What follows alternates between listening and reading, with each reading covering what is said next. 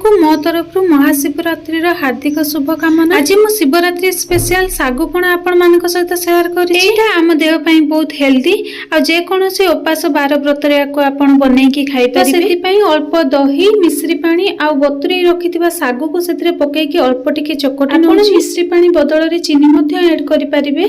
मिश्री रा पेट को टिके ठंडा करे सेति पई मु आगु नै छी। तापर मु एठी किछि फ्रूट को छोट छोट काटि की नै छी जेमति कि हला कदली सेव डालिम मंजी आ अंगूर किछि ड्राई फ्रूट्स अल्प नडिया करा अल्प छेना मध्ये मु एठी नै छी। पणार टेस्ट को आउ टिके भलो करिया पई अल्प गोलमरिच गुंड गोटे गुजराती को गुंड करिके मध्ये मु सेतिरे पकै नै छी। एबे एसबु को भलो से मिक्स कला परे एठी हमर सागु पणाटा रेडी हे गला। एठी फ्रूट्स गुडा को जमा भी न चकटी मु सेमति गोटा गोटा नै छी जा द्वारा यार लुकटा बहुत भलो आसीबो आ खाइबा पई भी बहुत टेस्टी लागिबो। नडिया करा अंगूर डालिम मंजी सहित डेकोरेटिव पणा ग्लास टा केते सुंदर देखा जाउछि ना। वीडियो टी भल लागिले लाइक कर देबे। आज पई एतिके रहले।